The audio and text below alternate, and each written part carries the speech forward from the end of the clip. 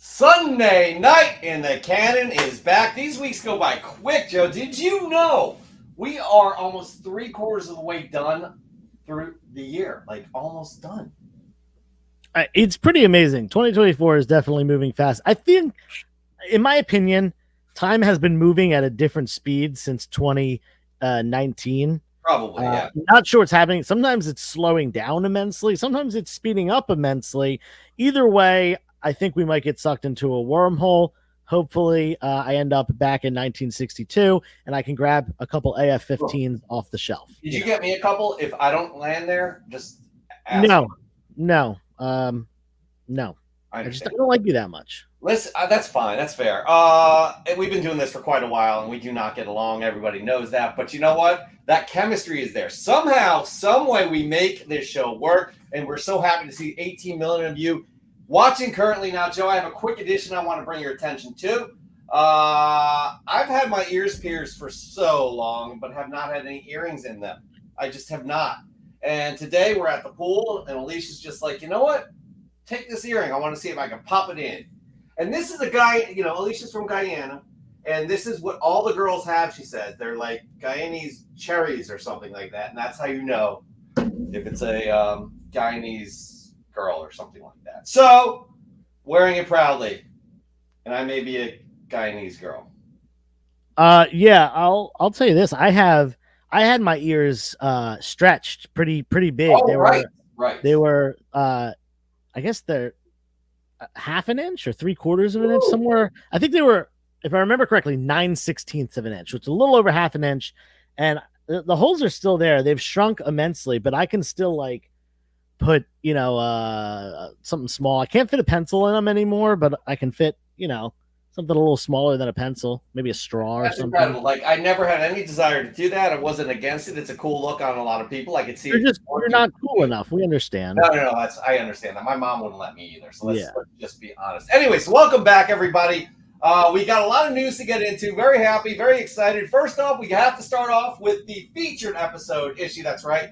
This is episode 195, and we're gonna hit up a 195 for another issue. And Joe, I told you in the little pre-show meeting, you were very happy we went with this because you love the cover.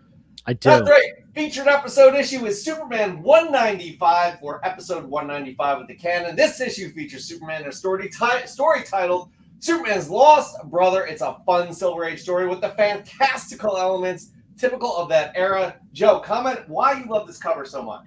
Yeah, I mean, I feel like Crypto and Supergirl both individually make covers. Like, I know a bunch of people that collect Crypto covers and a bunch of people that collect Supergirl covers, and this one has both of them. Not only that, but it's just a really cool cover with them.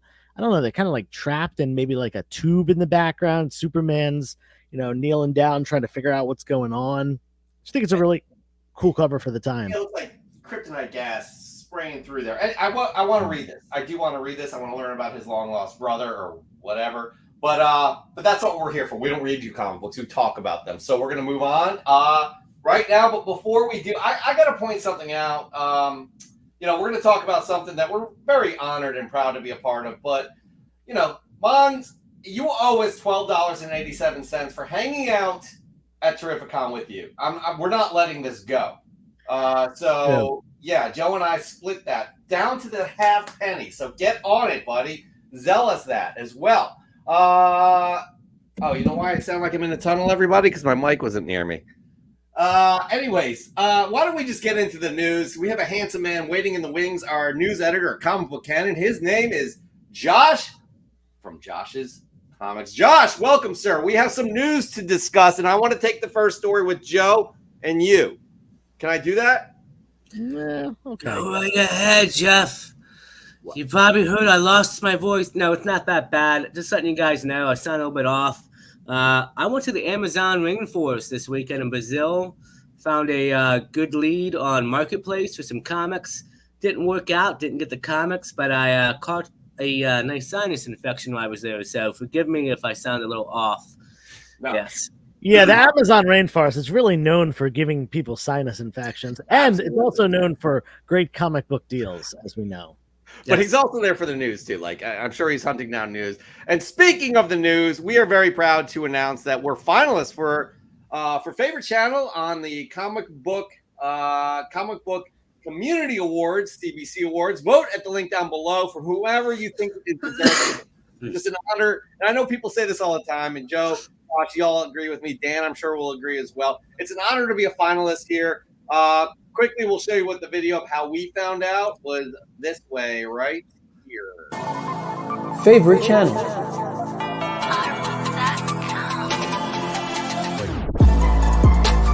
Comic book canon.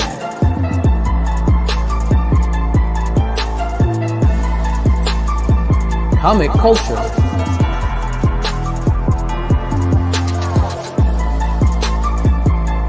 Legion of Comics.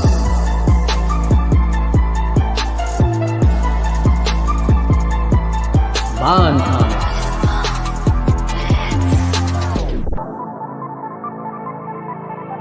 S. Vaughn 82.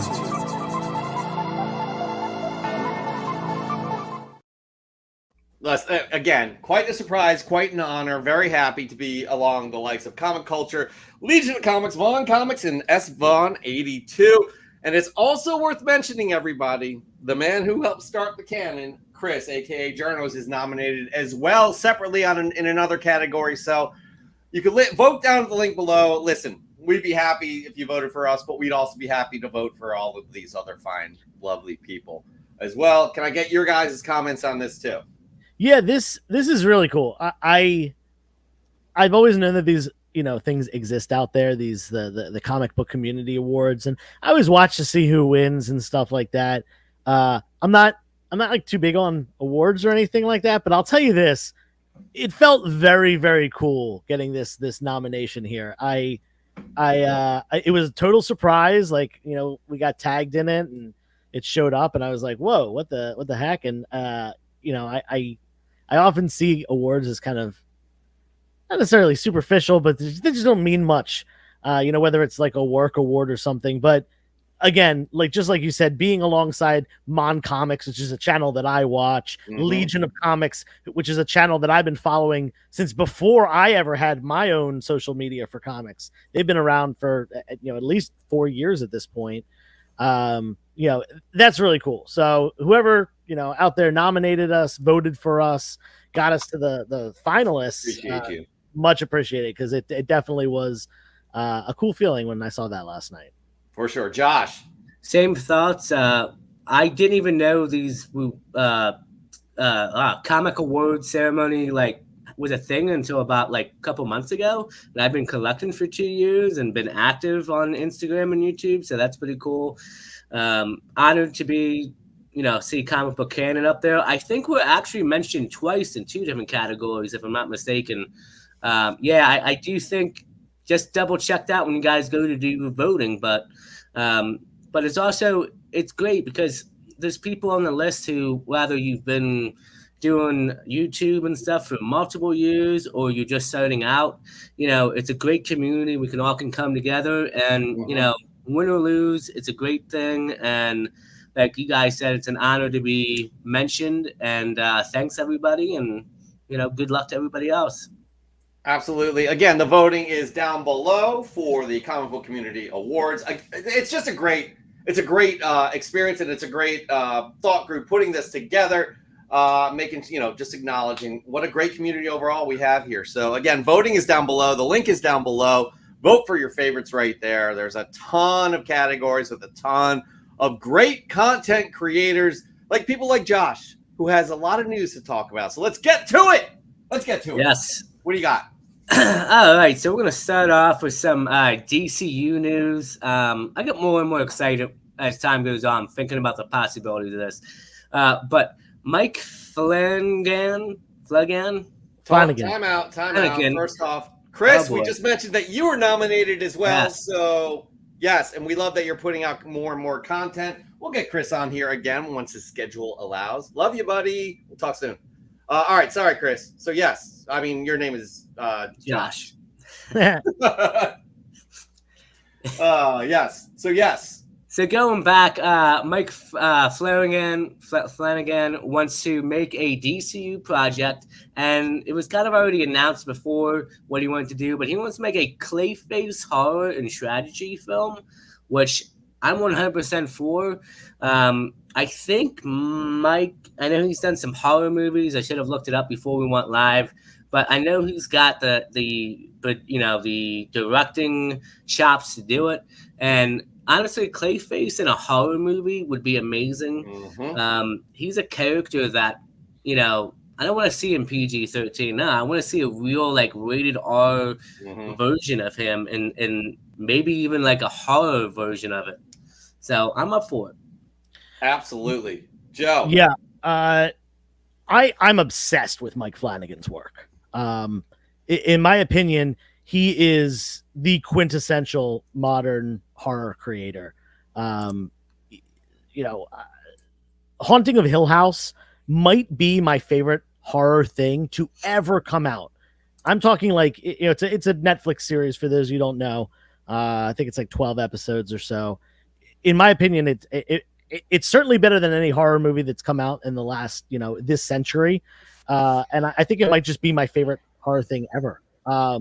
Not only that, but he's also come out with Midnight Mass, Fall of the House of Usher, Haunting of Bly Manor, and another show that's not worth checking out, honestly. He did have one dud on Netflix, but all of those shows are phenomenal. He's done some great movies like Oculus as well in the horror genre. I support this so much, and I love the character of Clayface. Such a cool, supernatural character, kind of to be a foil to Batman's, immense normalcy. So yeah, this is something I fully support. Flanagan, as far as I'm concerned, with the exception of that one dud of a show that he came out with one time, really has just knocked it out of the park every time. So I'm all for it. Yeah, I would love for this to happen again, matching characters that can fall into these subgenres of, a shared universe, and having people that excel, certain filmmakers that excel in these types of genres. Oh man, that would be amazing. And Clayface really falls under that. That would be getting a creepy as hell film based off of a comic book character like Clayface in the Batman universe. That would be absolutely incredible. And I know they did a great job in Crepe Crusader. If you guys saw the episode, I've seen the first two episodes, first episode and part of the second. I need to get on it. I am slacking. I should be taken off the canon. I should not be on anymore. I mean, come on. I am pathetic as a fan. I just want to point something out as well. Little connection we have here to Mike Flanagan's work. Mike Flanagan directed Midnight Mass. Definitely, in my opinion, his second best thing after Haunting of Hill House. And the lead actor in that was Hamish Linklater, who is the new voice of Batman. So we have a little connection to the DC universe already. Wouldn't it be great if they worked together on something and he got to direct maybe an animated Batman thing with Hamish doing the voice? I think that'd be great. For sure. It's just too perfect. It's too perfect. All right, we're going to move on to the next piece of news. And yeah, this one's great too. We're going to keep up. I don't know what picture Jeff used, but we'll see. But moving on with some more DCU news. Morena Baccarin. She recently just said that she wants to play as a DCU Catwoman. And it's not the picture I would have used, but there's a picture where she has the short hair, which I actually think is from the Deadpool set. But yeah, I'm all up for this. She actually played in Gotham, the original TV show a few years back, but she's got the looks. And you know what? If she wants to play as Selena Kyle, I'm all for it. Would love to see the Adam Hughes inspired suit. Definitely for this. And yeah, I'm happy with this. Hopefully Gunn's listening to my casting. He obviously is, actually, because we are influencers, as you know. I mean, come on. So yeah, we influence people. But I gotta say, it's always hard when people ask me what my celebrity crush is. I never have one, but I've forgotten that I have a major crush on her. And I get whatever she wants to be, and I'd be happy watching. Sorry, Alicia. So I'm I'm kind of iffy on this. I know you guys seem to be all in What? here, but What? here's my thing. I don't know if I want. I would like someone to play the role long term. She's in her mid 40s right now, and no offense, she's a great actress, and she could play Selena Kyle. I'm sure of that, but I would rather get younger actors in these roles so they can play the character for a decade and a half, 2 decades. In my opinion, that's way more valuable than getting her specifically. That being said, we do know we're getting an older Batman because we're going to have Damian in Brave and the Bold. So there is going to be, this probably mid 40s Batman. So maybe it does make sense to have a mid 40s Selena Kyle, kind of to tie in with that. That being said, she's great. She's great. So if they choose her, so be it. I'm going to definitely watch. She's a great actress too, by the way. But yeah, I do have to say, this reminds me, get your Ask Joe questions in right now. We may as well start asking earlier, Joe. I don't know why we don't think of this, because sometimes we're just not that smart. And Mike, I'm not saying you're smart at all, but I do appreciate you for this Ask Joe question. So get your Ask Joe questions in, and Jeff, and maybe Josh or Dan De La Torre. All right, let's move on to another piece of news that it's like bang, bang, bang, exciting. Yeah, This is some good MCU news. Something that I've been hoping the return of this character and actor would happen. James Spader is returning as Ultron in Vision Quest. He is said to have a big role in the show and possibly will appear as a villain further in some more movies or possible shows further down the line. I'm all up for this. I don't know why, but it seems like a lot of people tend to hate on Age of Ultron. I have no idea. I recently rewatched the movie like a couple months ago, and I think it's a better movie than Avengers 1. I love the character. I love what James did. And to have Ultron back and knowing that he's not going to be used as a cameo or flashbacks, but he's going to be, a big supporting role in the Vision Quest, I'm excited to see what happens with this. Yeah, I am as well. Here's the deal. I have more fondness for Age of Ultron. I was one of those people that really just, I don't know, it just felt disjointed to me, kind of silly at times. And, but it's aged like a fine wine, and I'm okay with it now. Like, I really am. So I thought Spader was great. I thought the design of Ultron was great. Did he do the voice for What If? Do we know that? I want to say yes, he did. I think he did. Okay, well, here's the deal. Either way, I'm excited to see this type of a villain come back. Strong ties to Vision, strong ties to, just the Avengers in general. So excited to see how this plays out. Joe.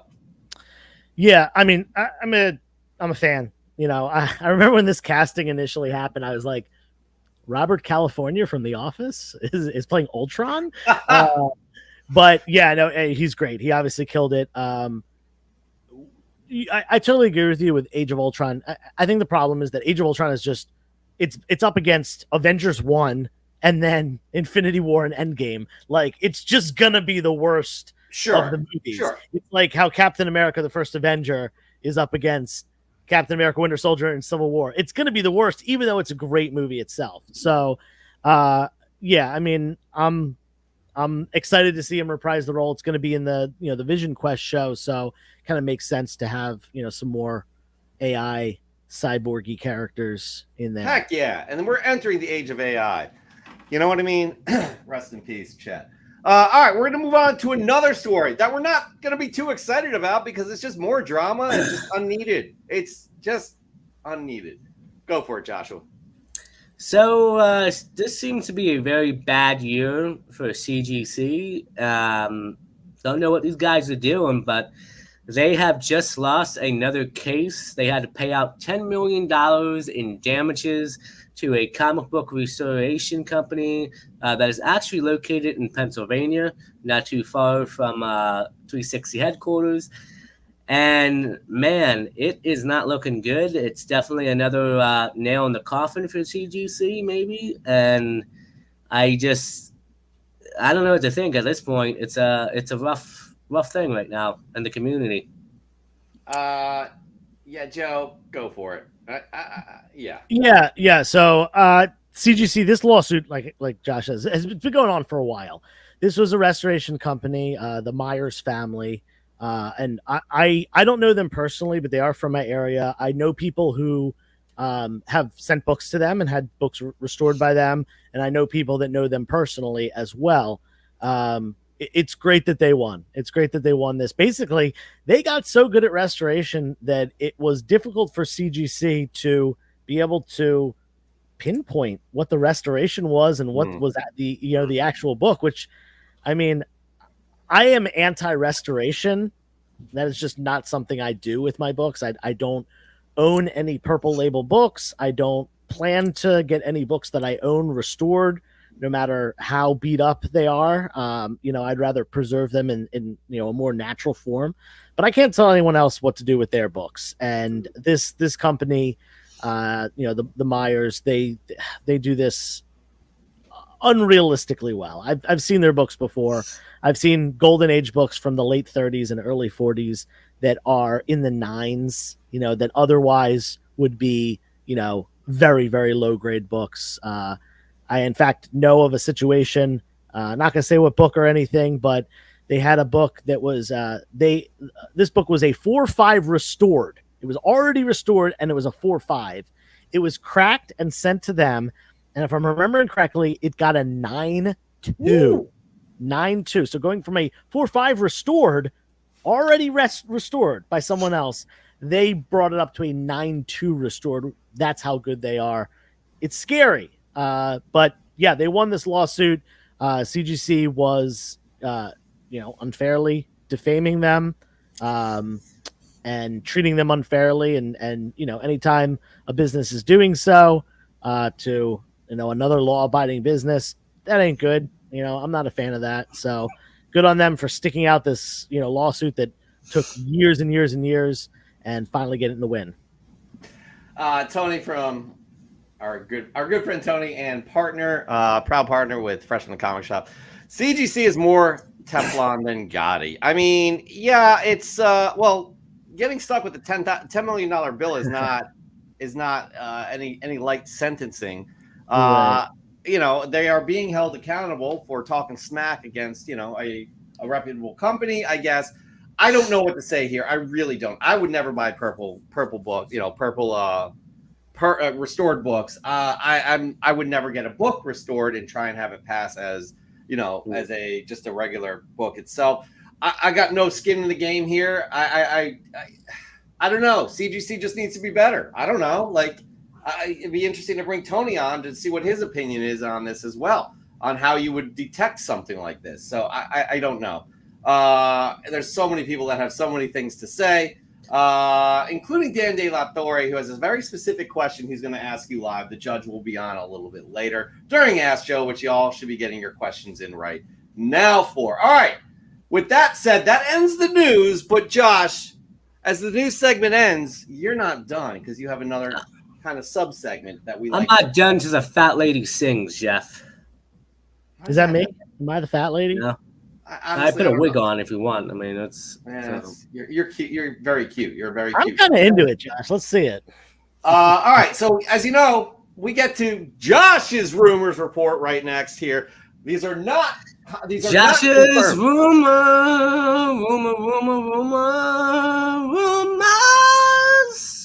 Woo! That was a spicy one, here, Josh. He needs a timeout for that right there because that hurt. Put him in the corner. Baby needs a timeout. No one puts Joshy in the corner. Goodness. He's ready to come back. Please don't ever do that again. We'll come up with a proper music backing track for this segment. But Jeff, I've been doing that for the last 2 years since I've been on the show. That's not true. Listen, these are not confirmed news stories. These are leads that Josh tracks down, like the Adam Schefter of the NFL. He is our news editor of the Canon, and he likes to dip into these rumors, and he also likes to do spoilers, and he may be getting these segments up on his channel soon. And if you want to see spoilers, you would go to his channel. But Josh, let's get into these rumors, because these, again, are juicy as they always are. Go. I love rumors because I can just make them up on my own, you know. That's true, But actually. I've heard from some sources, you know, this might happen. So let's start off with the first rumor. Tom's Spider-Man might be a villain in Secret Wars. Now, I can kind of see this happening. Obviously, in Secret Wars, you know, the original Secret Wars, he had the black suit and everything. And, you know, maybe Doctor Doom realizes that he had a relationship with Tony, and maybe Peter is, you know, I don't know, down on his luck, something goes wrong, he gets a black suit.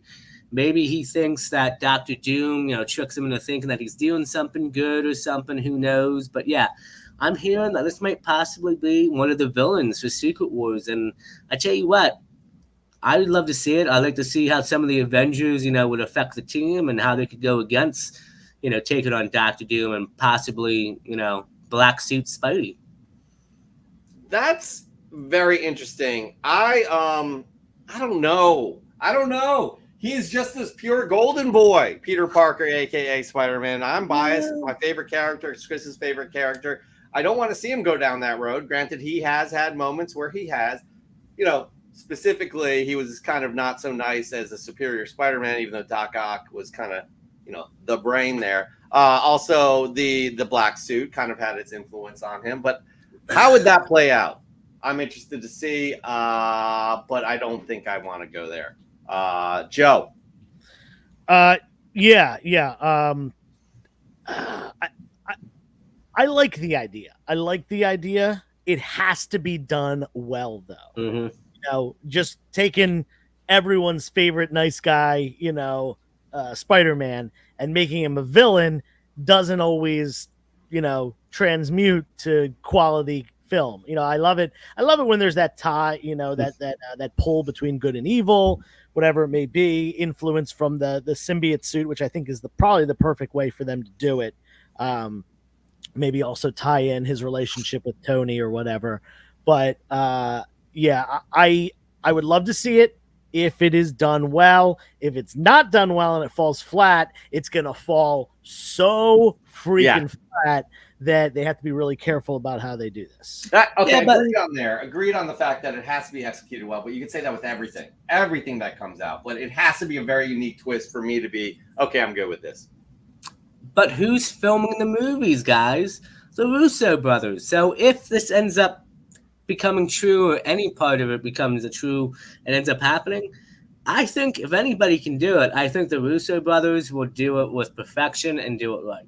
That's just my take. They are not. Here's the deal with the Russo brothers. They've done amazing things with this genre of film. They are not impenetrable to having bad moments, as any director or filmmaker is. So let's just keep that in mind. And again, not say because if you have those expectations, you may be disappointed from time to time. So I'll leave you with that as we move on to the next story. What do we got? Yeah, so moving on to some Daredevil Born Again rumor news. Timmy Dalton is rumored to be returning as the swordsman in Daredevil Born Again. Definitely a different take than what we're used to in the comics, but I was happy to get him in Hawkeye. And you know what? If he shows up again, you know, who knows? Maybe we'll get the comic accurate suit we have over here on the cover, and maybe we'll see him join the Avengers. Maybe he'll be the one to slay Doctor Doom with his sword. Who knows? I don't know about that. I won't put my money on there. But he was a fun character with an interesting backstory that you thought it was going one way and it went completely different. And I really enjoyed the actor, and I really enjoyed how they portrayed him. And I just want to say, in the comic books, like the original, you know, Silver Age, Swordsman was a like a mentor to Hawkeye, and given that he is, you know, he dated Kate Bishop, the new Hawkeye's mom, it would be great to have him as a mentor to this new Hawkeye in the MCU, kind of paying homage to, you know, the fact that was a comic book relationship with, you know, also driving along the story. You know, obviously it doesn't seem like he knew Clint Barton in the show, you know, or anything like that. They can just have it be Kate Bishop, be his mentee instead. That's That would be- cool. I would didn't be a know fun that. twist. And it kind of an homage to the original origin of the character as well, just a different Well, kind of. Marvel, we've seen it ever since the MCU started. They tended, you'll see some similarities, but they tend to do stuff a little bit different. And hey, you know what? Difference sometimes is always good. So yeah, I'm up for it.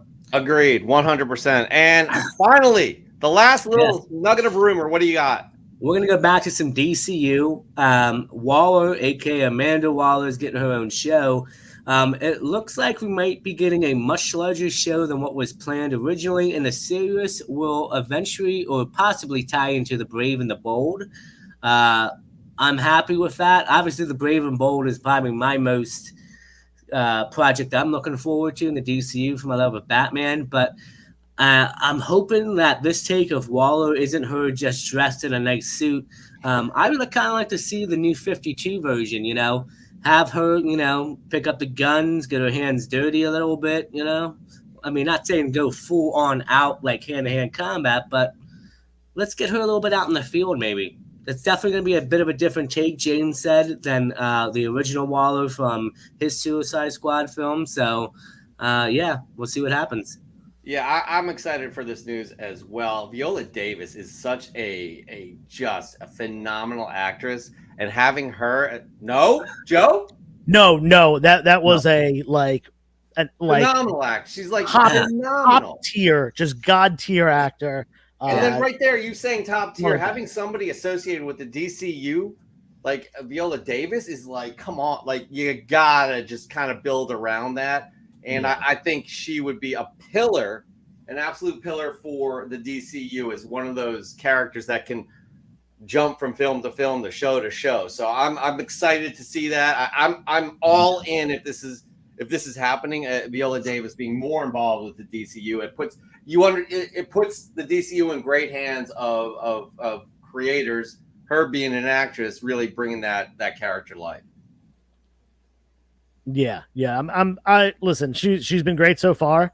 As the character of Amanda Waller, and it's hard. I think it's really hard to make non-powered characters in superhero movies. Not even non-powered, but like just government official characters really, really stick out. Nick Fury is kind of his own breed, but like even Thunderbolt Ross. Sure, he's had some major roles and stuff like that, but his role and his importance in the MCU honestly does not hold a candle to what we've seen Viola Davis do in only a couple appearances so far. Yeah. And again, love me some Sam Jackson, but if you're going to compare acting chops, Viola Davis to Sam Jackson, I'd have to say Viola Davis. Me too. Like, I love Sam Jackson, but he is Sam Jackson in every role he plays almost. Viola Davis just brings it. She's got range. She's got depth. She's so good. Anyways, that right there ends this wonderful segment we call, what do we call it? Let's see if we can do a better job this time, Josh. I think we call it Fresh from the Comic Shop. No, wrong one. Rumor reports, the rumors are. God, he's We'll really back later in the show. I'm sure. I just can't. not gonna learn. I just can't. I really can't. He'll be back, everybody. He's in timeout again. Well, time to move on. What we do again each and every week. We have a bunch of segments that we do. We are Comic Book Canon. As you know, like and subscribe, please, because we like doing this for all 25 million of you watching right now. And with that, we're going to say hello to some people in the chat, such as the Comic Book Prince. I think that's Comic Toby. It has to be. Pope at Chili Town in the house, aka Mike. I don't know what this means. No meaning yes. Clue. Mike loves the movie Clue, which I found out the other day. He actually has a Clue the movie T-shirt. Oh, wow. That's all I have to say about that. I don't know anybody who has that, but Clue the movie was fun. We got Dr. Gian, an alumnus with the Canon, twice on the show. The thing about Amanda Waller is that she's fantastic. She's a fantastic antagonist and one that a superhero can't just punch and call it a day. It's great from a storyteller perspective. We got Nukes Comics in the house with an Ask Joe. I like that question. We will get to in a hot second. We had a lot. We have 11 right now. We got Caleb Leland, who really loves your idea of the Hawkeye and the Swordsman take. Who else do we have in the house? Who else? We got Couching and Slouching with C. Bizzle with another Ask Joe question. We got Bond. Paul Bond in the house. Alexia George, a.k.a. Spuds Comics. Broke Boy Comics has another question as well. We got lots of questions. Tony, we already said from EGS, our proud partner and sponsor of Fresh from the Comic Shop. We got Brendan, a.k.a. Mon Comics, a.k.a. our rival in the Comic Book Community Awards. Link is down below. Vote for who you like. We got Journos Comics, a.k.a. Chris, the original Comic Book Canon crew. And then Joe spawned from both of us, literally, and he's our baby boy. Is that how it went with you, Joe? Yes, I believe. Yeah. Yeah. We got Dan De La Torre in the house. He loves the Image, and by the way, have to say, this judge is not as good looking as Dan De La Torre, but still, look at that. He's angry. He is angry, and he's saying guilty. Anyways, who else do we have? Sorry, everybody. I'm a little off kilter right now. Dr. Frankenstein, ask me anything. She's in Joe's house because that's your wife. We got lots of people here. Have we forgotten anybody? I hope not, because we got Immortal Scruffy in the house. Oh, Nikita Kari in the house. Amanda Wu. I don't know who you are. I don't think we've seen your name before, but you didn't even know it was a thing, YouTube Live. Amanda owns an LCS in Delaware, actually. Get out of here. Well, I kid you not. My home state, Amanda. Comic Mania in northern Delaware. I don't know exactly what town. Okay. Newark? Nukes Comics, I think we said what's up. We got Dr. Plagueis. Oh, you didn't get it right. He didn't get it right.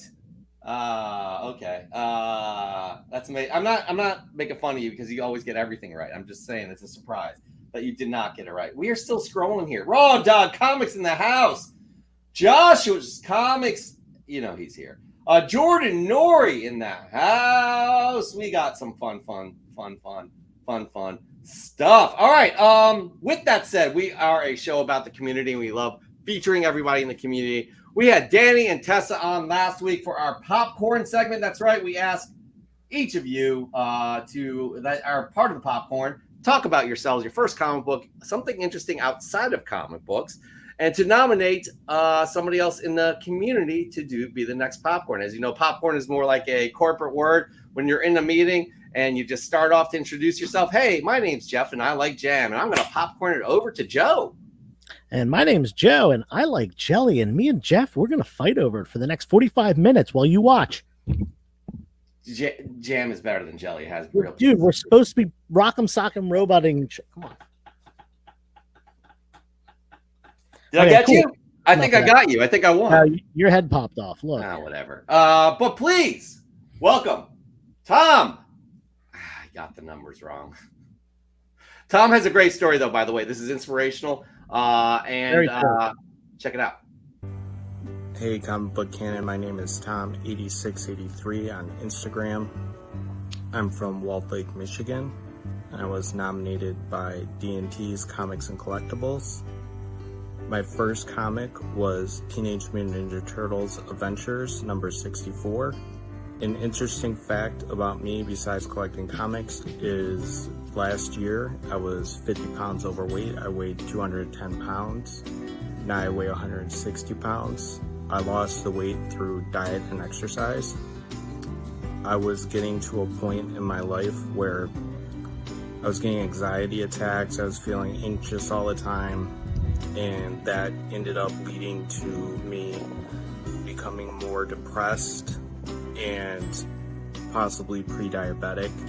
So I had to make a change before it was too late. I started changing up my diet, started to walk, and gradually over time I lost 50 pounds. So now I don't feel as anxious when it comes to social environments or as anxious when it comes to my body. I feel a lot better. My mind's a lot more clear. I don't have as much aches and pains as I used to. I don't get winded as much as I used to, and I don't feel like I'm possibly going to have a heart attack. So I'm extremely happy about that. I'm also a very good listener, so if anyone has any problems that they want to talk about or just talk in general, my Instagram is always open. My DMs are always open. Just message me and I'll get back to you. It might not be right away, but I will get back to you as soon as possible. The person I'm going to nominate is Kate's Comics.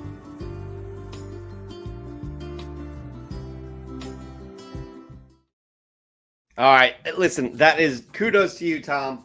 Again, it's not easy to do. 50 pounds, that's life-changing right there. So and if anybody's going through something, please, Tom says he's open, his DMs are open.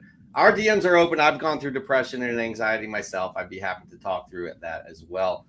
So kudos to Tom. It's great to get to know another community member. We have Kate's Comics coming up next. We do have a segment we do each and every week, and it's so exciting. But I got to talk about a couple things here. Appreciate this, Shelby, that this is the best part of the episode. I agree wholeheartedly. And Jeff, I just wanted to point out BMW fan 86, who's in the chat right now, is Tom. Really? Yeah, he's been in the chat before here. I don't know if you connected the names. No, I did not. Yeah. Absolutely did not. So Tom, kudos again. I guess hopefully you've been watching this whole time. Yeah. But, yeah, absolutely. That was really inspiring, as we said, as we teased it. Sorry I didn't get your full 8986 in there, but please follow Tom. I also need to say, Alexia, I have to tell you, I am not in Delaware, but I'm from Delaware. So I did not know there was all I know about is Captain Blue Hand Comics. This question's for Mon, not for you. So it said, "Man, you're in Delaware." Anyways, whatever. Mon. I'm the center of the universe. Anyways, with that said, we're gonna do a fun segment that we call Ask Joe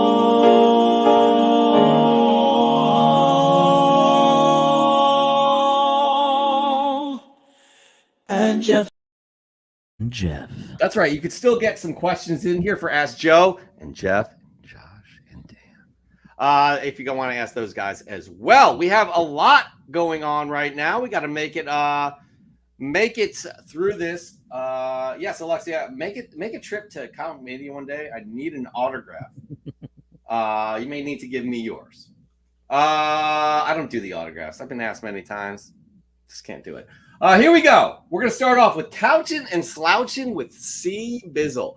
Question, Joe, are you sad that Daniel Warren Johnson is leaving Transformers after issue 24?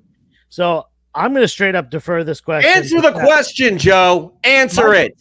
My answer is that I'm not a Transformers fan. I'm not reading this run. I'm not reading the Energon universe. So I'm deferring it to the Energon universe super fan right next to me. Jeff, are you upset about Daniel Warren Johnson leaving Transformers after issue 24? Full disclosure, I had no idea he was leaving. I know he's working on some other books as well. Am I sad? I like what he's done. I'm not a huge fan of his art, but his writing, it's just giving us these, these Easter eggs so subtly that it's part of the story that it just harkens back to my youth. I love it. So in that respect, I would be sad. I guarantee you they're going to bring somebody else in if they haven't announced it already that is going to continue on with that, because that's what's helping this book, this resurgence of G.I. Joe and Transformers. That's what's making it such a success. So that's how I'll answer that. I'm not going to lose sleep over it. I've enjoyed everything I've read, but I didn't know that he was leaving after that. So thank you for deferring to me, because that was more of an Ask Jeff question, not Joe. Oh, this guy. We have to have a rivalry against Brendan, because, honestly. Anyways, after seeing The Crow, do you feel they should have used different characters rather than Shelley and Eric? First off, I do. You are the biggest Crow fan I know. Scale of 1 to 10. What did you think of the movie? Don't get into much detail other than 1 to 10. Go. 7. Okay. I guess Which, that's acceptable. just want to say, the original movie, Stone 10. Yeah. All the other movies are sub 5. Okay. So a 7 is good. It's an improvement on what's happened. It was recently. good. Yeah, Okay. I think of 7 is Avengers Age of Ultron. Good movie. I'd rewatch it sometime. Right. Not the best thing in the world, though. Okay, that's fair. It's hard to live up to that first one, but go ahead. Yeah, Anyways, awesome. This is a specific question. Yeah. So I just want to say, if you go into this movie thinking you're going to get the 1994 movie, you're crazy. It's just not going to be that good. You're going to be disappointed. If you go in hoping for a movie better than all the rest of the Crow movies that have come out, then you'll be happy. So that's just my 2 cents on it. Do I think they should have picked different characters than Eric and Shelley? I think they could have picked different characters, but I don't think it mattered too much. I guess if I could go back, yeah, maybe I'd change the names, to different characters, or even just bring in new characters altogether. Have them be, because for those who don't know, basically the Crow, lends its powers to multiple different characters. It's a mantle essentially that is passed from person to person when they die, and yes, the original movie was Eric Draven. And that was the name used in this movie, and Shelley, his lover. That doesn't to me, it doesn't matter too much that they reused those names. The characters obviously were very different from the original movie. I guess it's like a 50-50 here. Yes, they could have. I would have been fine with that, but also I'm fine with them keeping those names. But okay, I have a follow-up yeah. question to the film specifically. Which had the better soundtrack, this one or the first one? I will say this soundtrack was really good. A lot of people were like, "Oh no, they're gonna do." For some reason, they were like, "They're gonna do SoundCloud rappers." I don't know why that was the assumption, because the guy had face tattoos in the trailer, and there was a Post Malone song, which I wouldn't call Post Malone by any means a SoundCloud rapper. No. But and it's also it is the Post Malone song that has Ozzy Osbourne singing on it, so it's but no, the soundtrack for this was great. The soundtrack for the original is perfect, though. It's outstanding. That soundtrack is one of the best film soundtracks of all time. It was a lot of dark new wave and stuff like that, and so yeah, I'm all for it. Okay, that's fair. Moving on to Caleb Leland. If you come across a Marvel premiere 57, what would you take in trade, Joe? Business question. Come across a Marvel premiere 50. I'm trying to remember what 57 is. Is that is Marvel premiere 57 the first Ant-Man in costume?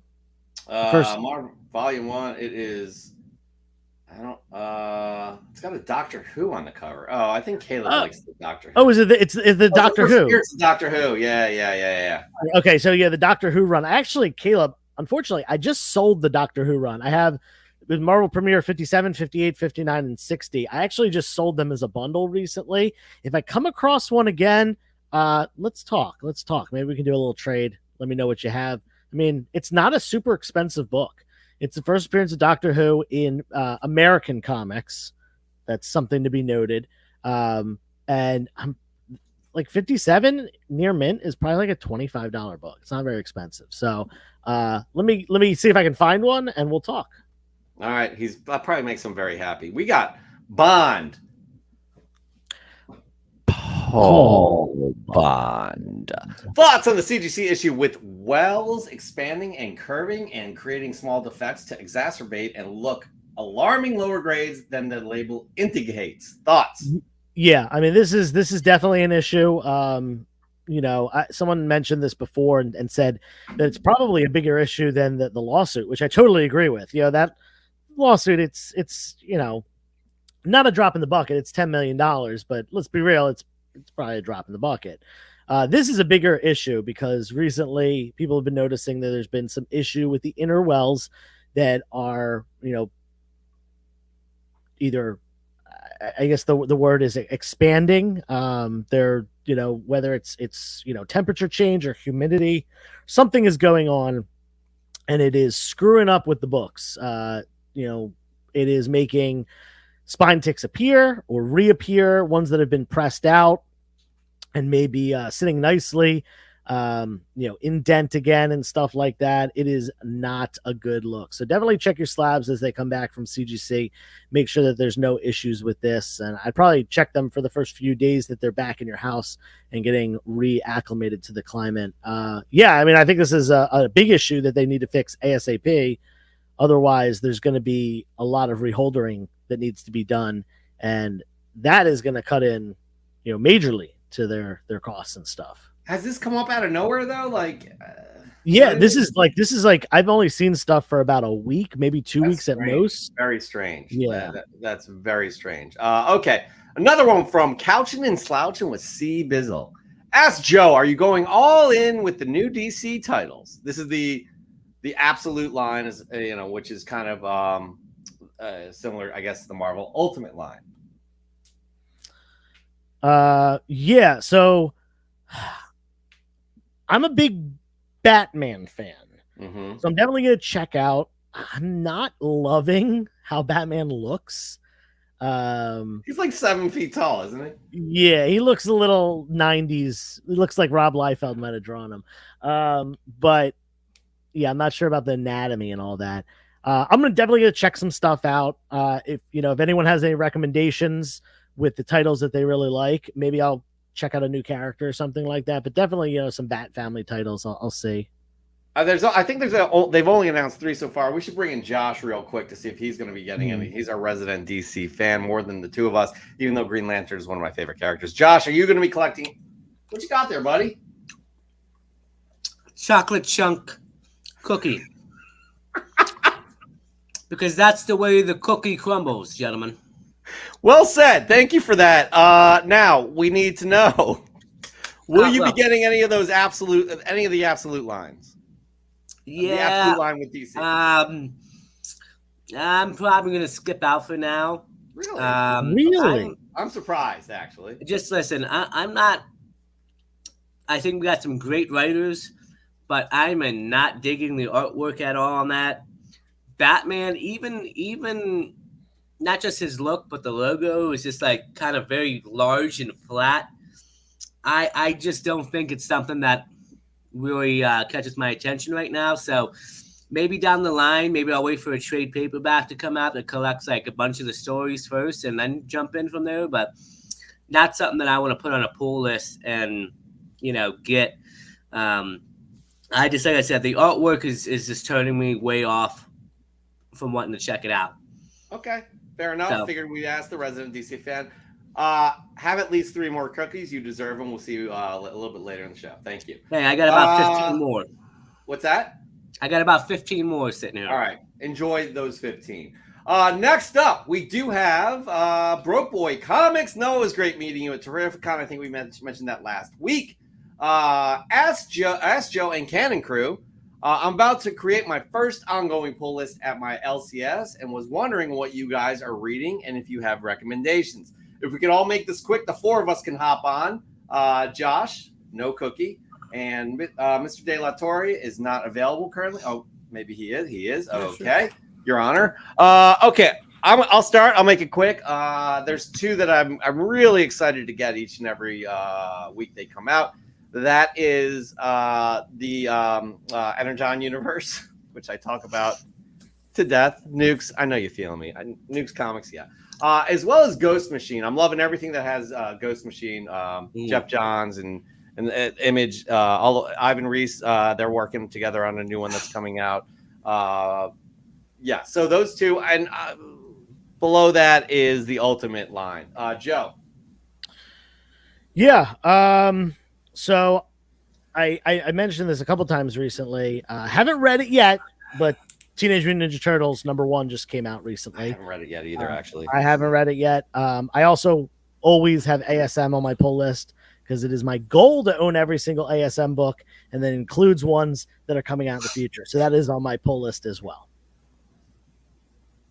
Josh.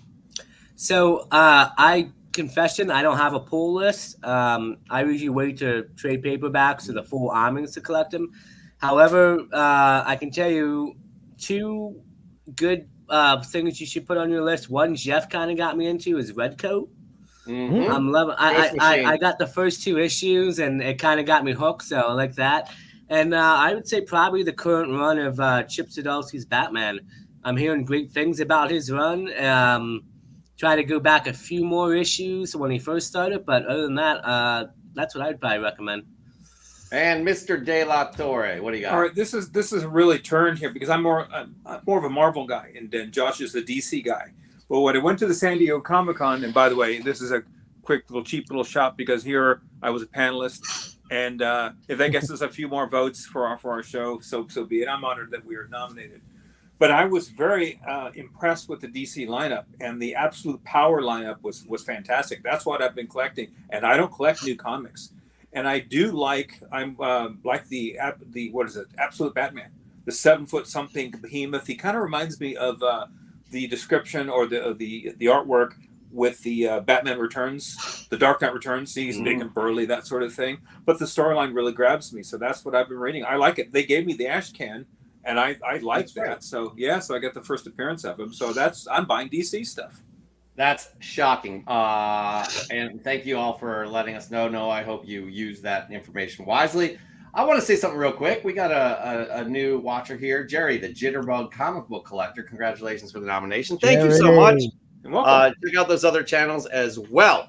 All right, we are going to move on to another Ask Joe. I think this is the last one. Yeah. Okay, I love this question. By the way, we're gonna release Joshua and the Honorable De La Torre, and have them come back a little bit later. What are the best and worst superhero origin stories, Joe? Oh, Ask Joe and Company. My bad. Man, this one's tough. This is tough. Now, I can kick it off. One of my favorite ones, I'm going to go with the best here, is the Teenage Mutant Ninja Turtles. Reason being is that the Turtles were inspired, and Peter Laird, Kevin Eastman were inspired to make TMNT after reading Frank Miller's run on Daredevil, Frank Miller's original run, where he really fleshed out the Daredevil we know today. Stan Lee created Daredevil along with Bill Everett, and I forget who else worked on the character originally. But that wasn't the Daredevil that we really know. It was Frank Miller making the character his own, in the late 70s and early 1980s. They were inspired by Frank Miller, and they wrote TMNT. They made kind of like a little parody with these, talking turtles that were super violent and stuff like that. And if you ever notice, there's a big connection that, the Daredevil has the Hand. That's the criminal organization. Well, Teenage Mutant Ninja Turtles has the Foot Clan. Hand, foot. We have Stick, Daredevil's mentor. And then we have Splinter. Okay. Stick, Splinter, the Teenage Mutant Ninja Turtles.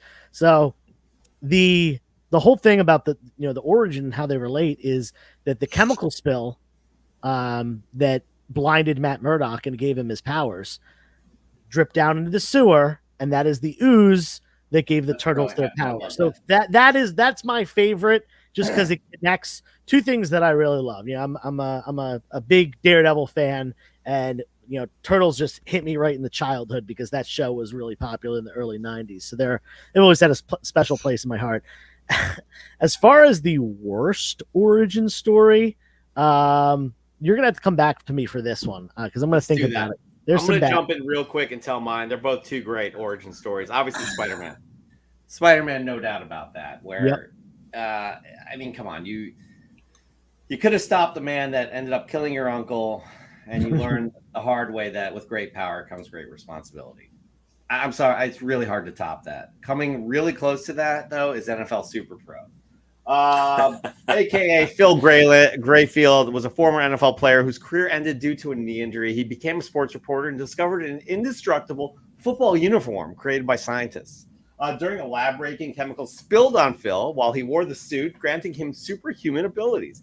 Combining his love for football with a desire to fight crime, he became an NFL super pro, using his powers and high-tech suit to tackle criminals. It doesn't get better than that.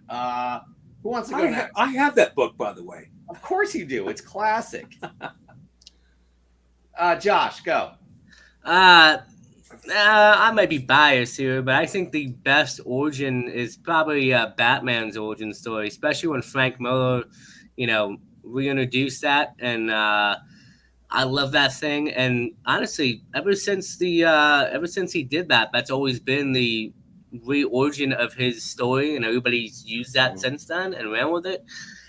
As for worst superhero origin, I don't really have a worst one. I don't think. I mean, I've always, most of what I've read, I've always had pretty much fun and enjoyed most of them.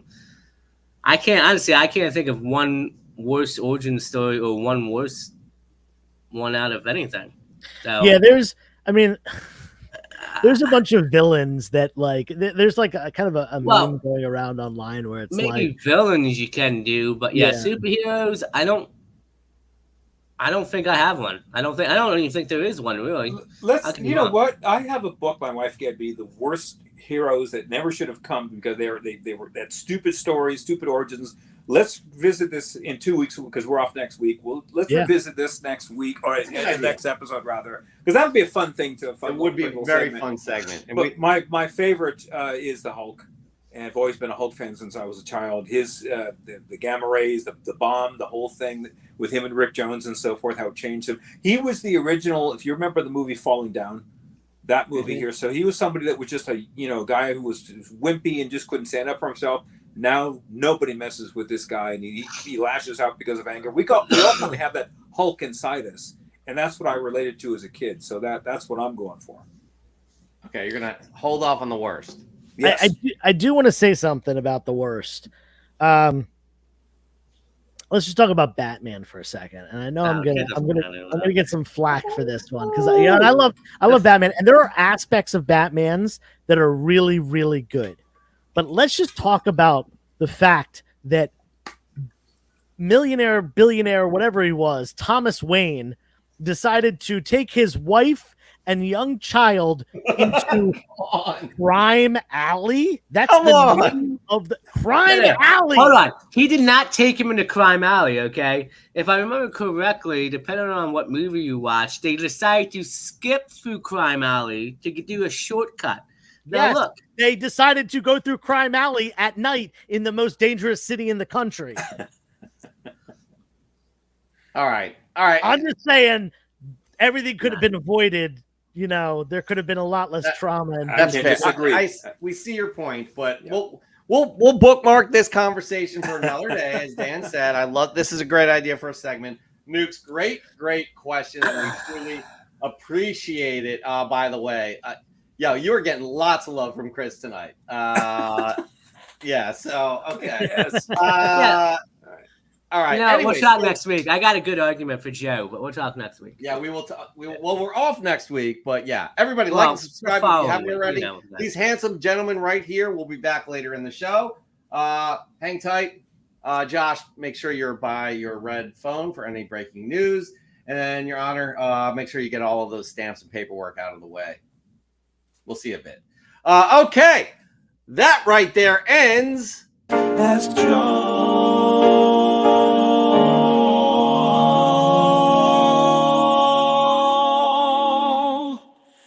and Jeff. Okay, Dr. Gian, a.k.a. Tom, brings up a good point. Technically, it was called Crime Alley because of the Wayne's murder, not before. You know what? I didn't notice that. I'm going to have to go back and actually double check on that because I believe Tom. He's a very knowledgeable guy. Very knowledgeable individual. Yeah. And smart as all get out. So I'll be honest, Tom, you showed me the picture of the ice cream and I wish I could bring it up now. I was not impressed, but I'm sure it tastes good. It did not look good. And I didn't want to say it Just wanted to, kind of have a little bit of kind of a sympathetic tone. I'm sure it tastes good. All right. And right there, Joe, right there. Look where we are. Look at where we are. I think we've done everything we need to do. We've gotten all the stuff out of the way, and it's now time for business, right? It's time for business because this is the last segment of the show, and it's all about the business. And we do this fun thing where we can't remember the name of the segment. And you jump in. Oh, wait. Right. Dan did have an Ask Joe. And we forgot one question. My bad. But we already played the thing. We did forget the thing. Do you want to? By the way, you're too nice, Alexia. These episodes just get better and better at each watch. We agree with that as well. I mean, we try. We're biased, but we're pretty great too. You know what I mean? So, anyways, thank you for that. All right, let's hyperspeed through these two last Ask Joe then. Okay. And then we'll get, because I think we have a shorter last segment, so I think we're good. What did I miss? What did you miss? You missed this one. Okay. Oh, from Comic Book Prince, aka Toby. Ask Joe, with Sticky Goose being the flavor of the month of August, do you have an opinion on the channel? Yeah. I'm not a fan. I'm not a fan of people that make fun of other people, even if you don't think that person is doing the right thing.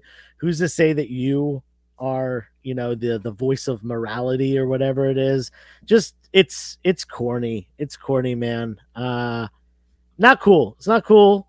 And when I was first introduced to Sticky Goose as a guy who got kicked out of multiple comic shops and comic conventions, and to me, you're just never on the right side of history when that's happening.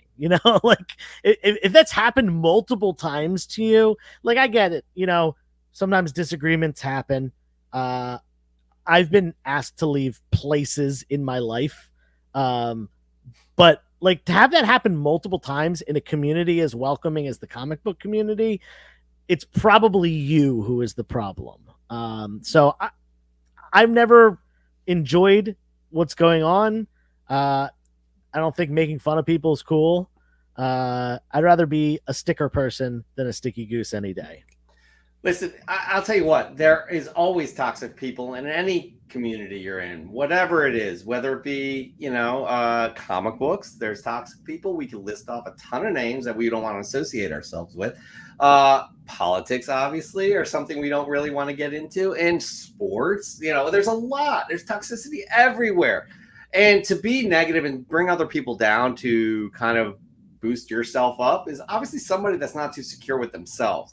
So I don't want to associate myself with people like that. I know Joe doesn't. I know everybody else, all the positive people in here too. So that's what I have to say about that. So we addressed that question. What is the other question we missed? And go ahead. Wow, the other question comes from a great member of the community. This guy right here. Oh, right. Dan, you've got a live question for us. I did, but you know what? We are running over time. This is going to be a long, kind of a drawn-out question. We could wait till next episode for this one. Sure. That's fine. Let's do it. Okay. And we don't have an episode next week, Your Honor. Just 2 weeks, right. 2 weeks, right. From now. All right, everybody, like and subscribe if you hadn't already. Otherwise, the judge will come down with his gavel. Boom! All right, here we go. One last segment of the night. Oh, we missed Josh. Guys, come on. Are you still What's your eating question, cookies? Josh? I put it in the chat. But my question was, since I'm sitting in timeout, can I have my chocolate milky and my chocolate cookie? Josh, you can do whatever you want. You're an adult man. Yeah. Well, thank you. Appreciate it. Nobody's the boss of you in your own house, so just be aware of that. But go for it. All right, we'll see you in a bit. I can't. Like, honestly, I can't. Love the guy, but I can't. I can't. But what we can do is moving on to our next segment. It's taking care of business because we got lots of business going on in here. It is called, Joe. What is this? What is it? Man, every week this comes around and I'm sitting here and I'm thinking, I'm racking my brain over this, and I think we needed a better name for it. I thought of a really good name though. We could change this to. Okay. So the name that I'm thinking, like when you get a comic, you're often acquiring them from a store, a comic shop, if you will, and when you get it and it's brand new to you, whether it's old or new, it's brand new to you. It's very fresh. So I was thinking about calling the segment. We'll change the name to from whatever it was because I can't remember to Fresh from the Comic Shop.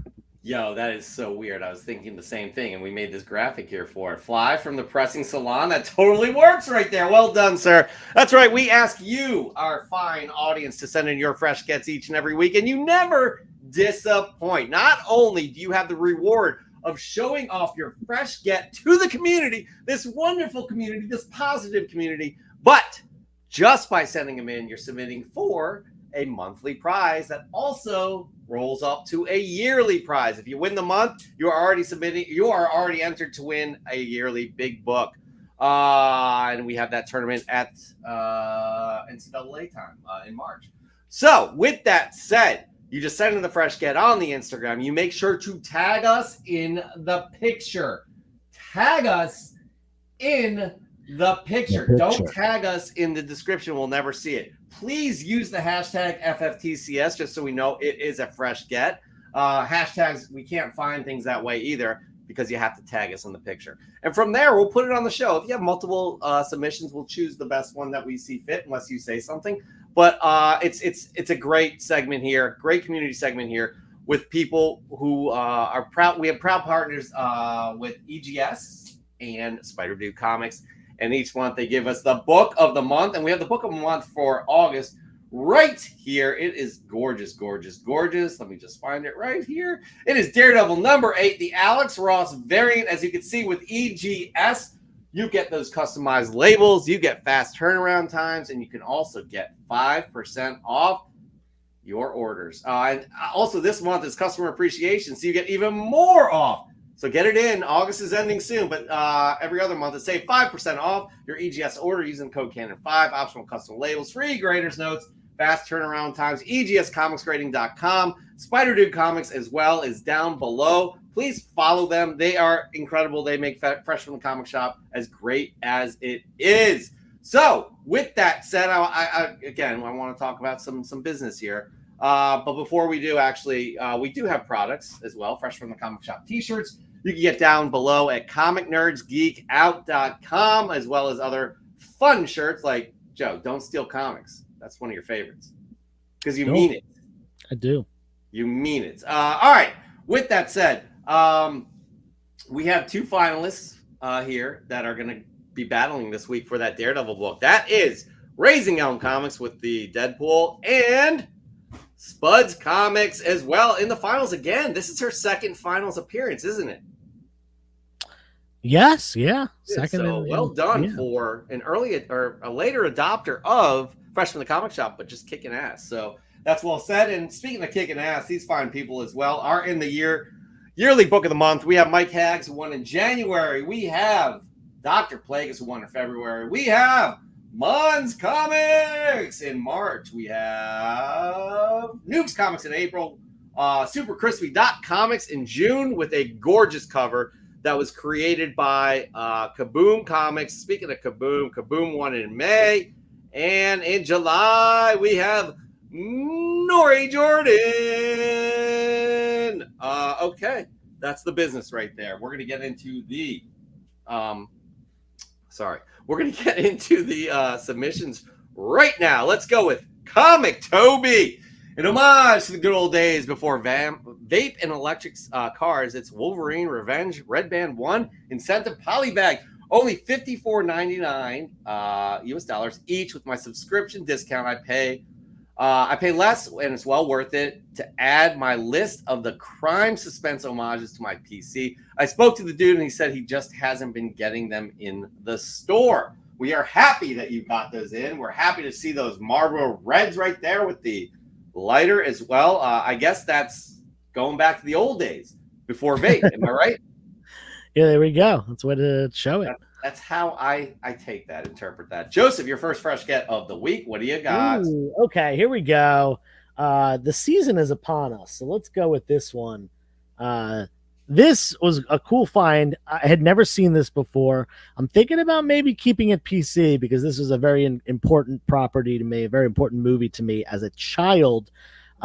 This was in a collection of mostly modern books that I got, and I was very surprised to see it. And I was curious about it because I hadn't seen it, and I looked it up on eBay. It's actually worth about $25.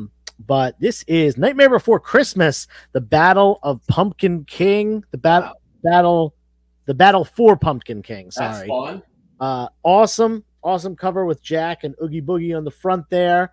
And there's actually several comics from this company. It's Tokyo Pop is the name of the publisher, and there are several different ones. One of them is like Zero's Quest or something like that. And it's based off of Jack's dog Zero. Really cool stuff. I thought that was really unique and would be a cool one to show off. Again, thinking about keeping this in the personal collection, but haven't 100% decided. I don't have a lot of like movie-based comics in my PC, but this movie did have a really special place in my heart as a kid. That's super cool. I love that book. My daughter loves Oogie Boogie, by the way. We got went to Build-A-Bear to get one of those done. They had that last year, I think. It was really very cool. By the way, we forgot to mention the 3 criteria. We'll get through it real quick. Take a well-composed shot. Make sure you have proper lighting. Try and tie it into the book. Get an overall shot. Get creative. Think outside of the box. Second is send in a unique book, something that we haven't seen before. Obviously, sketchbooks like this right here, especially from a community member, can go a long way. And we're talking about Kaboom, who did that cover right there. Gorgeous, gorgeous, gorgeous. And third, pull at our heartstrings. Tell us a story, what this book means to you. So those are the things we forgot. We don't have many submissions this week, which is weird. This is the first semifinalist for September. So I'm just going to jump in with my first fresh get of the week right here as well. As I mentioned, I'm really loving Ghost Machine, and they're going to have, I guess, their second wave of books coming in, especially something that's kind of like horror. I'm not super into horror, but I know Joseph is. But this is my first ash can too, by the way. This is Hyde Street by Jeff Johns and Ivan Reis, and I got it. It's they said the guy at the comic shop was like, I'll just give it to you for free, not a big deal. And Nice. I'm super happy about that. So again, very cool. I'm not sure if this, because what they're going to do, they're going to have these old school ads in the book as well, as you can see here. So I'm very psyched about that. Again, Ivan Reis I loved his run on Aquaman, New 52, and I'm excited. I really love Ghost Machine and what they're doing. So I'm a big believer in that. So that's my first fresh get of the week. Next up, we have Comic Demon. Where are you? There we go. Loving this cover. But Comic Demon hasn't really posted since December. So, well, I got way behind in my posting. So here's me trying to be a little tomato. Comics from December is actually fun to see this again in the summer. That's for sure. Look at this beautiful cover. I don't even remember what book this is. I remember it coming out. Does anybody know? It's a DC book, I think. I think it's a Batman book then. It is quite amazing, that cover. Loving that. Thank you for sending that in, Comic Demon. Joseph, your second fresh get of the week. So this is actually a little 2-for-1 going on here. I bought a collection this week. It's actually the collection that had that Nightmare Before Christmas as well. And it, like I said, it was mostly modern stuff, mostly from the last like 5 years. But the guy also had a couple boxes of his childhood collection, he called it. He had, collected as a kid and then grown up and ended up reading comics as an adult and having stuff from, recent. In his childhood collection, there were 2 books that stood out, and you often find these 2 books together in the same collection. In fact, in the last year, I want to say I've gotten these 2 books together in the same collection maybe like 5 times. What's interesting, or a little unique about these, given that they are late 80s, early 90s books, is that they are newsstands. 1986 is the 50-50 split between newsstands and direct edition. Anything after 86, there were less newsstands printed, all the way up until, the 2000s. They're very, very scarce. These were 1988 and 1991, and I bet Dr. Plagueis already knows what books I'm talking about, given that I've given the years that they came out. Like I said, you often will find these two books together. This is the first time, though, that I've ever found them both newsstands, and they are New Mutants 98, First Appearance of Deadpool, and ASM 300, First Appearance of Venom. Both newsstands. Now, they're not in super perfect condition. This one's probably like a VF plus, and this one's a little bit lower than that. But nonetheless, first time finding newsstand copies of both of these books in the same collection. And these were like the two heavy hitters from that collection that made it very much worth the buy. Well done right there. That's quite awesome, I'd have to say. Good for you. I'm not sounding jealous, am I? All right, I'm going to guess I'll do my second fresh scan of the week. Again, guys, I don't know why you lag behind at the end of months in terms of sending books in, because the less people that enter, the easier it is in terms of the competition, because the next people we show are not eligible. Right. I do believe. Yeah. The next two people we show are not eligible, and that's it. So just want to mention that. But again, I brought it up again with the Ash Can. With Ghost Machine, this is another Ghost Machine. This is what I ended up buying at the store. Nothing really stuck out to me except for this. And this is called The Blizzard, Tales of the Unnamed. This is the Unnamed Universe from Ghost Machine. I haven't read it yet. I'm very excited. I don't buy much in terms of graphic novels. Art looks great. I mean, Joe, again, right up your alley, probably. Oh, I love it. And all of that stuff. And I'm going to report back to what you think, what I think about this. I mean, right? So, again, very excited to read this, and just overall excited about this universe. It just seems these two emerging universes, the Ghost Machine and Energon, really, really excited. So, moving on, though, this is one of our favorite people that is not eligible because he is in the finals. That's Justin, a.k.a. Raising Elm, right here. What do we got, Raising Elm? Howdy, comic fan. Stephen Barrage, a damn good friend and brother for 20-plus years, worked a convention last week with his wife. While he was there, he hunted down and picked up some Teenage Mutant Ninja Turtle comics for my birthday, and the batch he brought back was issue 27 of Flaming Carrot. Comics which also include our favorite heroes in green. The Flaming Carrot comic series went through a few publishers during the run, starting with Aardvark Van Heim, then Renegade, then Dark Horse. And this particular issue has cover art done by the amazing Todd McFarlane. Thank you, Stephen. Sorry, this issue is totally tubular, bro. Get it? Another high note this week, my beautiful wife, our Adrian83, and I took our little man to the costume store to pick out his outfit for Halloween. So what if it's 2 months early? From a lineup of costumes for heroes like the Hulk, SpiderMan, Mario, and the Teenage Mutant Ninja Turtles. Eli chose Raphael. Go Tiny Ninja, go. Much love, comic fan. I love that story, by the way. I love this cover. I love this submission, but he's not eligible.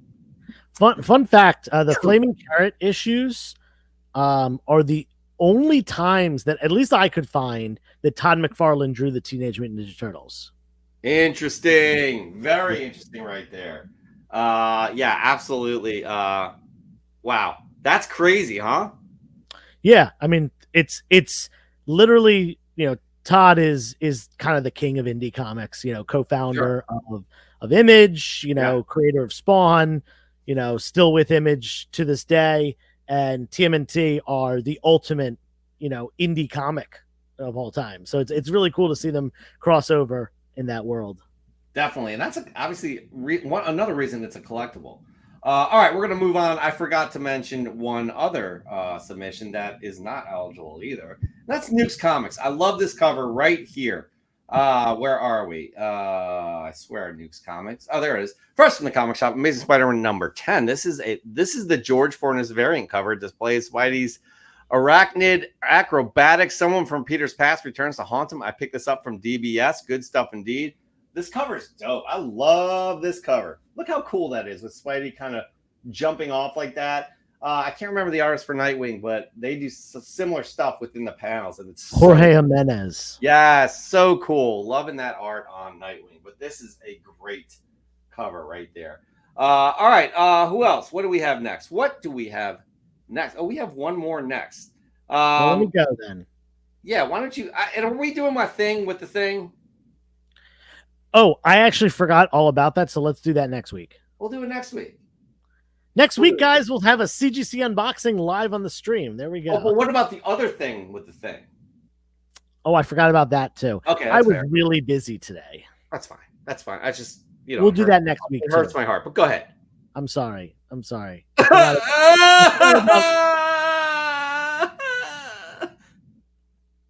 had to remove him. No, what? Why'd you come back?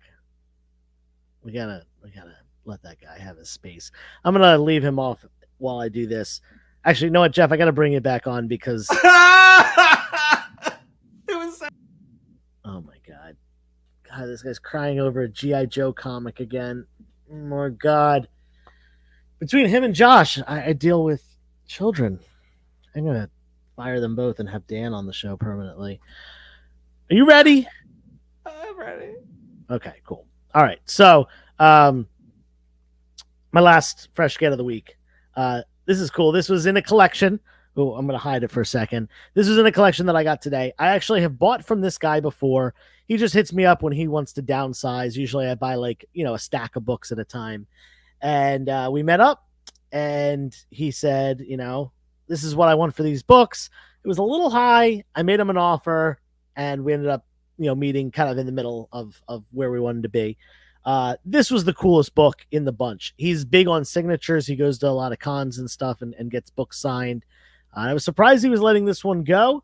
This is Amazing Spider-Man number 128. Some Bronze Age Spider-Man signed by Stan the Man Lee right there. And not only that, but it does come with the COA. This is real. Desert Wind Comics was the company that they were like his signature guy, like authenticator and stuff. They were, his handlers at events and stuff like that for at least the last decade of his life, maybe the last 2 decades. I'm not exactly sure how long they were contracted with him, but it does come with the COA with the Stan face on it. And yeah, I mean, you can't go wrong with a Stan Lee signature, especially on an ASM book. In my opinion, that's the best kind of stuff to have his signature on, other than maybe like Captain America number 3, which was his first work in comics. Jeff, what do you think about that? Jeff, you're not even on the screen. There we go. I have nothing nice to say to you. Oh, this guy. I'm sorry, Jeff. I know we talked like an hour before the show. I was getting Chipotle. I sold 25 long boxes to one guy today. I sold 3 long boxes to another guy. It's been a very long day. I'm tired. Next week, I'll make it up to you. I'm never gonna forget this. I'm never gonna forget it. But let's just try and get through the rest of the show because we have one more submission here that's not eligible. His name is Nori Jordan. This week I decided to show one of my favorite books from a lot I picked up last week. I've been looking for a Moon Knight 25, which wraps up a great feud with, you guessed it, Bullseye. It's exciting to find a book in the wild and at a great price. Take care, everyone. That's a cool cover. That's a very cool cover. And right there, that ends the submissions. Let's just bring everybody in because my heart is still hurting. And the Honorable De La Torre. I know, Josh, he did me wrong.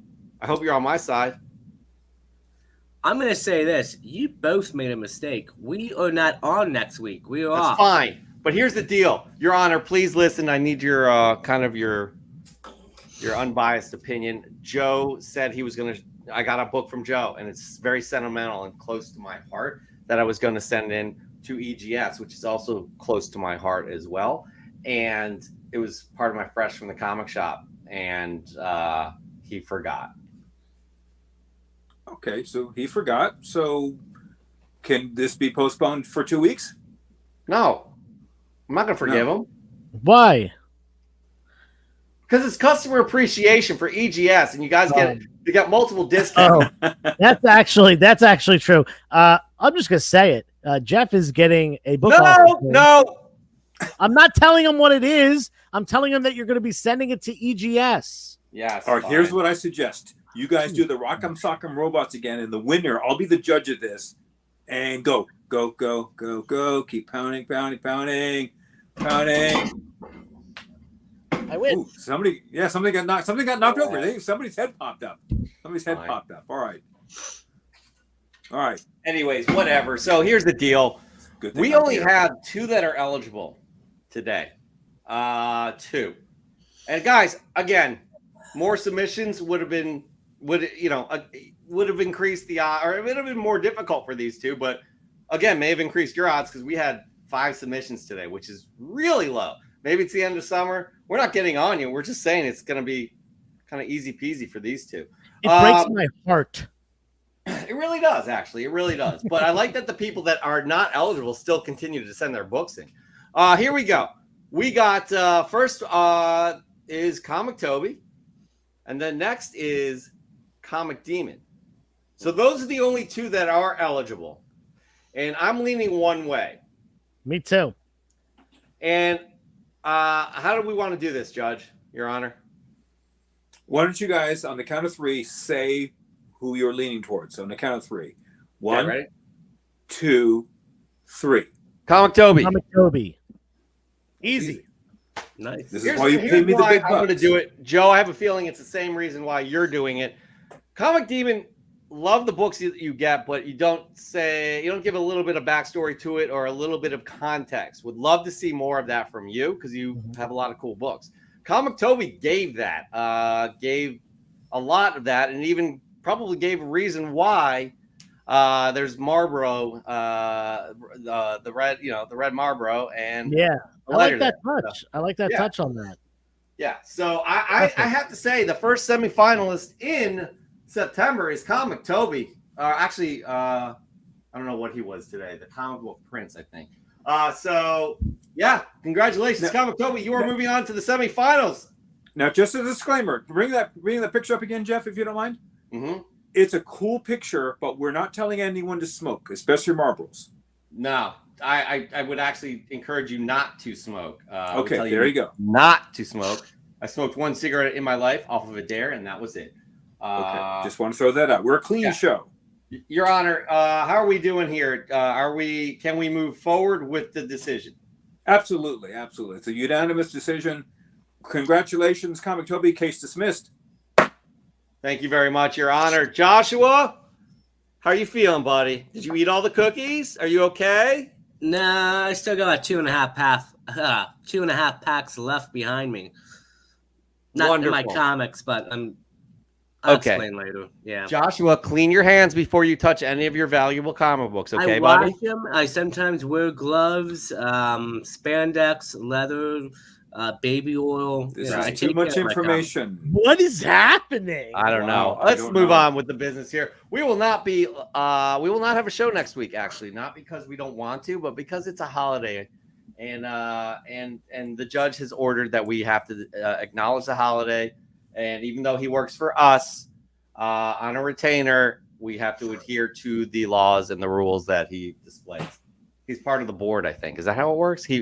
We're his bosses, but he's part of the board, and we have to Something report like to that. him. So it's very Anyways, so with that said, again, really happy that this community is amazing. We're honored that we're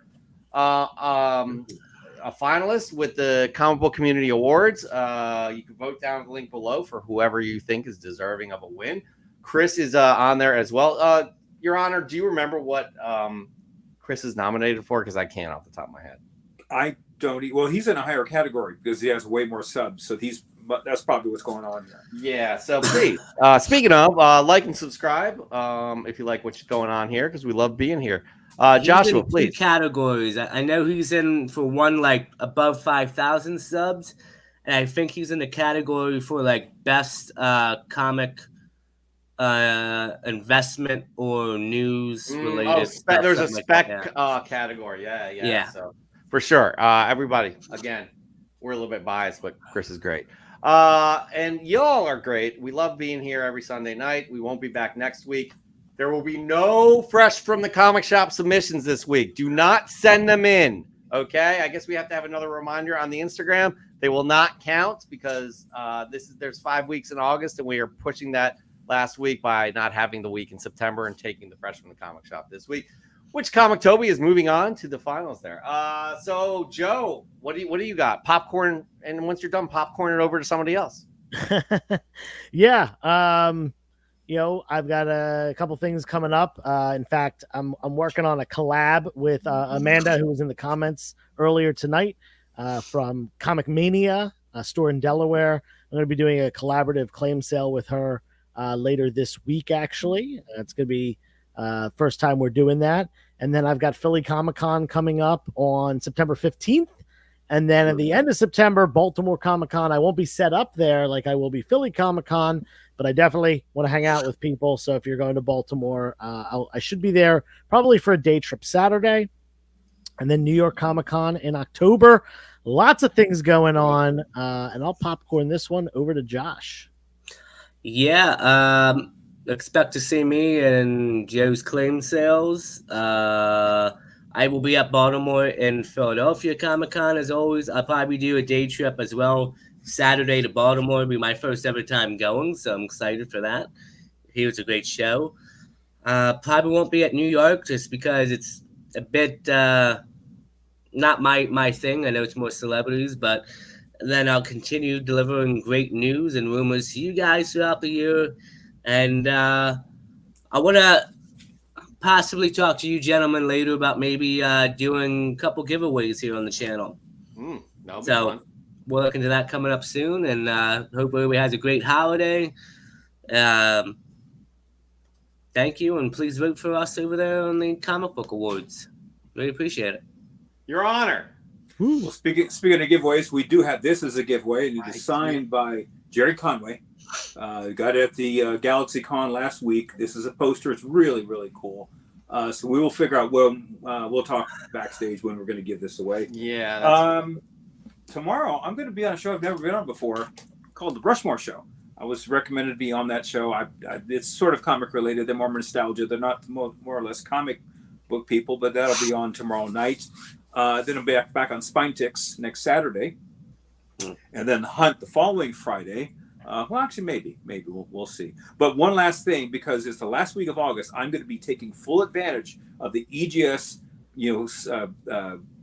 give of the sale for this month. We have 1 week left. I got a bunch of comics to send to Tony, so that'll be wrapped up and sent in short order. So take advantage of that. It's a great sale and a one-time opportunity. Absolutely. Okay, everybody. Again, have a great week. We are off next week.